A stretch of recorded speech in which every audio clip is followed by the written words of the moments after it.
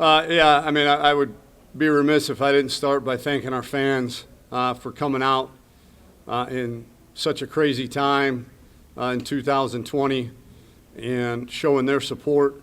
They were definitely felt, and I know not just me, but our entire program and our players really do appreciate their support. Happy to come away with a win, obviously, with a very depleted roster. I think we counted 18 guys that were on the depth chart to start the season did not play in this game. We started 7 freshmen, started 3 freshmen and 2 sophomores on the offensive line with a freshman tailback, started a freshman Mike linebacker, freshman safety, freshman 3 technique in a bowl game. And I think it was, John told me, I think it was the first time we've ever rushed for 300 and passed for 300 in a bowl game.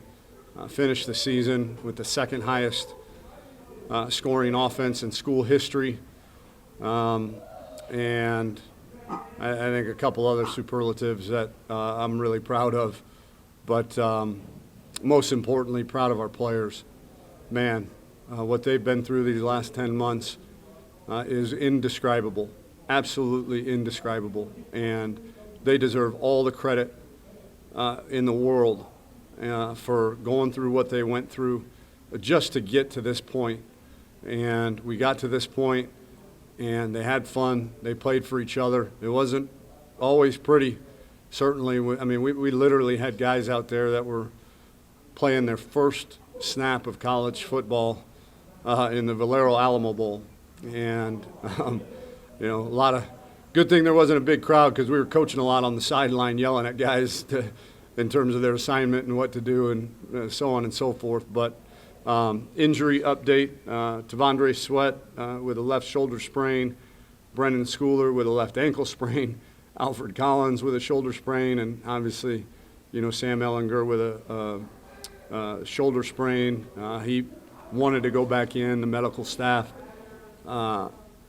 would not let him go back in, did not clear him to go back in. But, you know, so for those guys to go out, too, considering how thin we were and still finish the game the way that we did, I couldn't be prouder, And it's always a good thing to end your season with a win, to send these seniors out with a great taste in their mouth, and you know, start the off season with a lot of positivity and a really good sign of things to come that we're capable of doing. Questions? Go ahead and use the raise hand icon, and we'll run through some questions.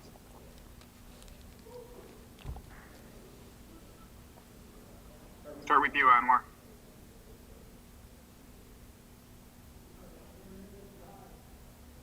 Okay, I'll unmute myself. Can you just talk about, you know, Casey's performance? And, I mean, could you have foreseen something, you know, as dynamic at that? And I know you haven't looked at the tape, but, you know, give us your overall on that. And then second, when Bijan is cooking the way he is, how do you just resist not just feeding him the rock when he's doing this, you know, so many dynamic things?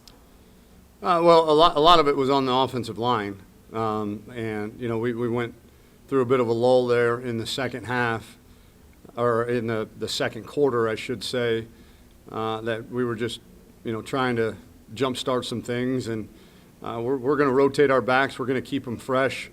I think, you know, Roshan showed that in the second half, in the fourth quarter, with that run being fresh. And, you know, Bijan had some great runs in the second half being fresh. So, you know, that's kind of what we do. And, you know, the missed opportunities in the second quarter in the run game weren't necessarily, I don't think any tailback, it probably wouldn't have mattered who was in the game. And as far as Casey's concerned, yeah, I mean, just really proud of him. We knew at halftime that there was a strong possibility that he was going to have to finish the game for us, and thought Mike Yursich called a great second half for him. You know, some max protection. You know, this was a very complicated, complex, disruptive defense that we were playing, and thought Mike simplified the game for Casey, and Casey and his receivers delivered, and really, really proud of them. For efficiency, guys, let's keep it to one question each. We'll go to Nick next. Yeah, Tom, that's, back-to-back years, you come in here and have a really dominant performance. This year you did it with a lot of true freshmen, really young guys. Did that feel a little bit different, just going into the offseason, knowing that you played that many young guys, they have a lot of experience, and maybe you can kind of turn that into something in the next few months? I think so. Yeah, I think, to see all of these young guys perform the way they did. We didn't play perfect by any stretch. We've got to find a way to defend the pass a little bit better and make plays on the ball, on the perimeter, on defense. We've got to find a way to not get so stagnant at times offensively. We went a few drives there that stalled out on us in the second quarter. But other than that, yeah, I think I said it in my opening remarks, to see all of these young guys do what they did and win the game the way that we did, convincingly that way, definitely, I think puts a smile on a lot of us coaches on our faces, knowing what we're going to be able to work with in the offseason. Brian, go ahead. Tom, with all due respect to Sam, is it too simplistic, or is it correct to say that Bijan, Casey, DeMarvion, this is the future of Texas football, these guys? Well, yeah, I don't think you need all due respect. I think that's pretty obvious that the young guys are the future of this program, and they played really well tonight. Kirk, go ahead. Yeah, Tom, do Hudson and Casey, do they start out dead even, assuming Sam does leave, or did you see a lot of meaningful action from Casey? Ask me again when spring ball starts. I have no idea. How impressed were you? What's that? How impressed were you with Casey's calm and his arm? Nobody was surprised. Maybe all of you were, because he hasn't played a whole lot, but we've seen him in practice for 3 years, so none of us were surprised. John Hyde, go ahead. What kind of goes through your mind when you hear that Sam's not going back, especially you want your seniors going out right, whether he comes back or not?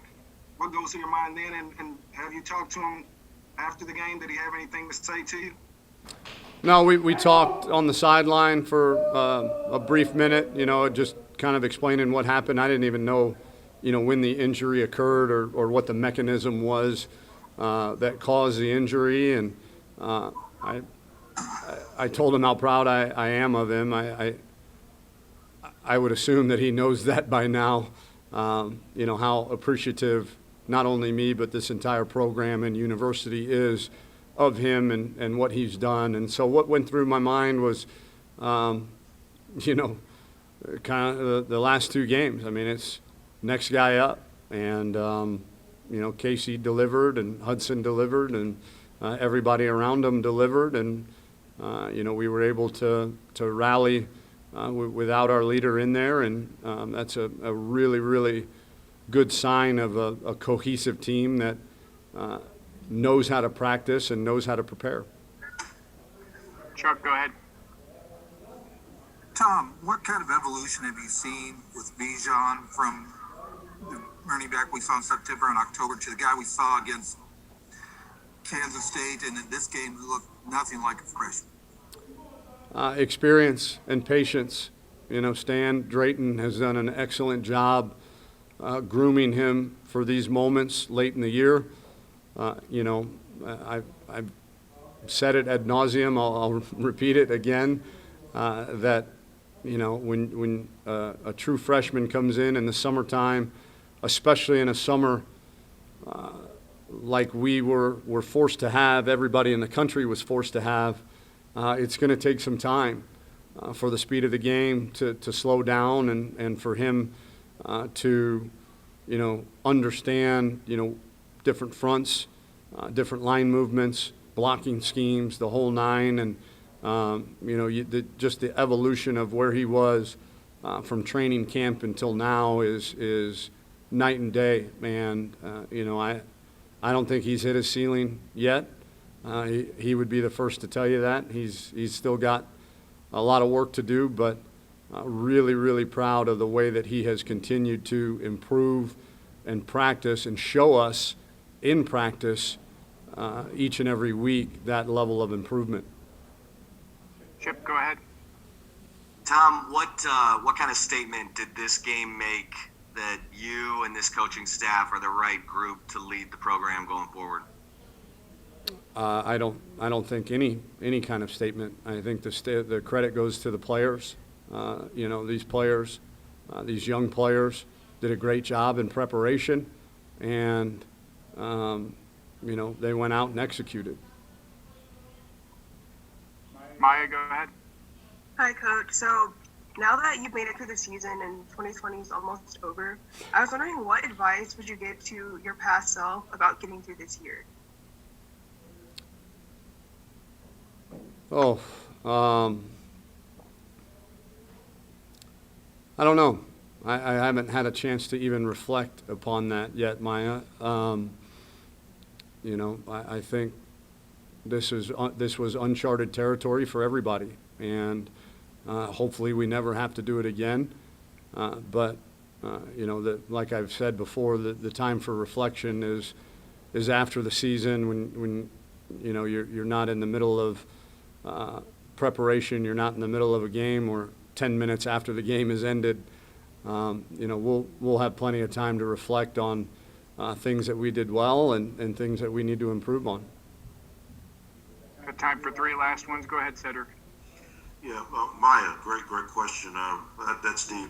Tom, with all the opt-outs you had before the game, you had no idea what you were going to get. And so what was your level of concern in preparation, knowing that you were facing a team that was on a little bit of a hot streak?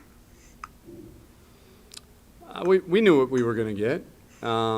We had full confidence in the guys that played. They practiced really, really well. I know it sounds cliched, and I said it in multiple press conferences that we had a great 9 days of practice, and I meant it, and it showed tonight.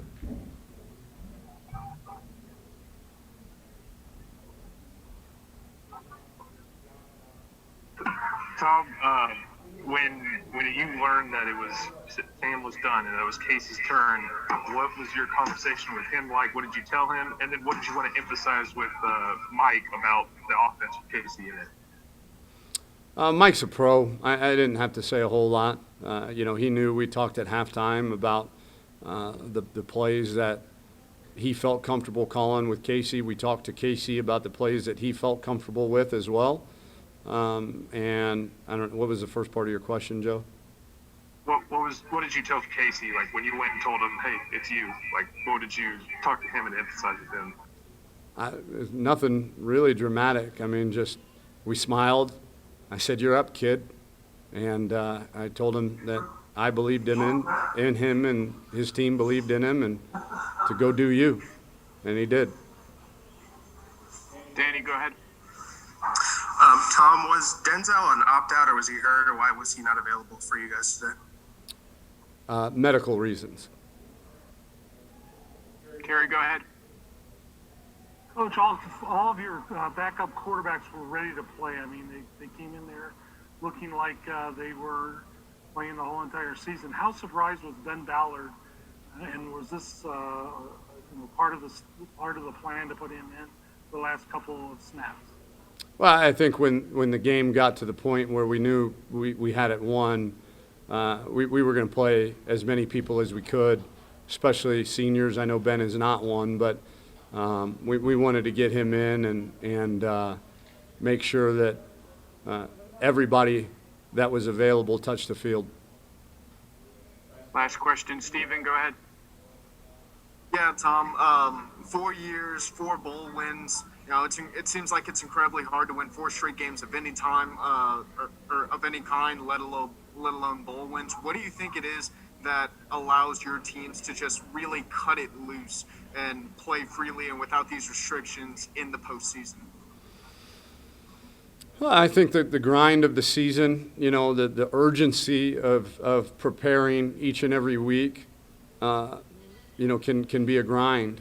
And, every now and again that grind will sneak up on you and cause you to have a bad game. But when you have a chance to take a deep breath and have some fun with your teammates and bond a little bit, and there's not a whole lot of pressure of a game, in 5 days, you don't turn these games around, every five days. And so it's a little bit more relaxed atmosphere, knowing that you've got time to prepare, and, the level of urgency, until you get to the last, few days of preparation, it's more about honing in on your fundamentals, improving.